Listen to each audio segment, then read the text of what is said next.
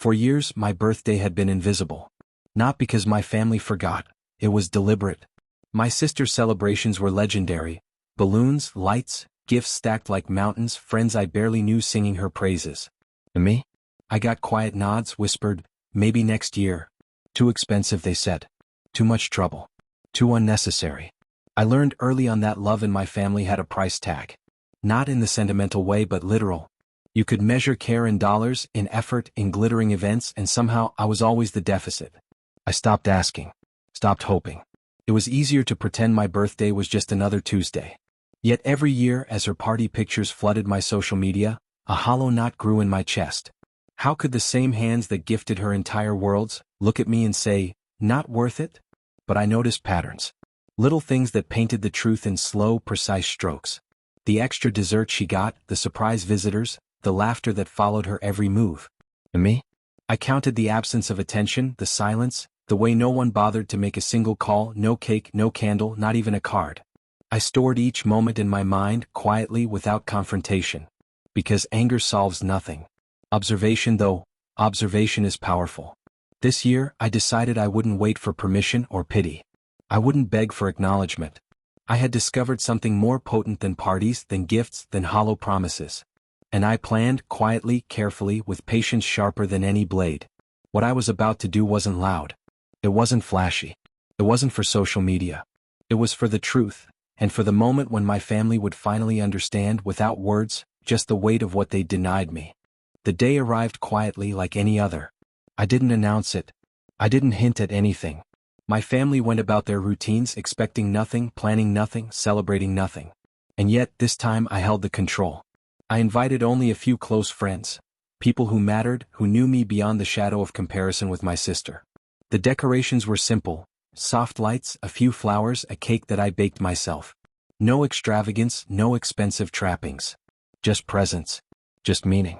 When my sister arrived, she smiled politely, expecting to dismiss me with a nod. She didn't know I had planned the day around visibility, around attention, but not the kind that cost money. This was about acknowledgement, about respect, about finally giving value to someone who had been told repeatedly he was too much trouble to celebrate. I watched her face change as the room filled with people who came because they wanted to celebrate me. Laughter, genuine and warm, echoed differently than the hollow cheers at her parties. For the first time, I felt the balance shift. The same family that had counted my life in quiet dismissals now had to face attention that didn't bend to favoritism. My mother's eyes flickered, my father's brow tightened, and my sister's polite smile faltered. They realized that the rules they had enforced, the patterns they had repeated for years, no longer applied. This wasn't rebellion. This was simple reclamation.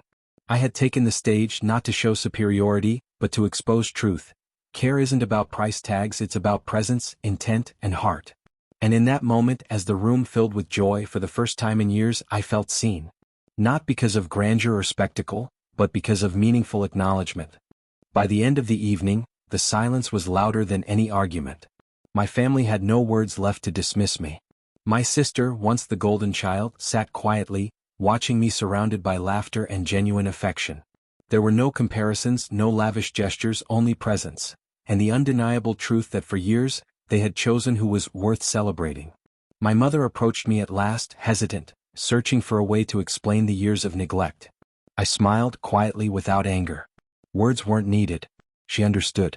And my sister's envy was subtle but sharp, a reflection of the imbalance she had long taken for granted. I didn't boast. I didn't make it a lesson. I simply lived it, proof that care and acknowledgement are earned not by favoritism or spectacle, but by presence, by intention, and by recognizing value where it has been ignored. That night, as I blew out the candles on my modest cake, I felt something I hadn't in years: validation. Not from money, not from gifts, not from extravagance, but from truth. And for the first time, my birthday wasn't too expensive to celebrate. It was exactly what it should have been: mine.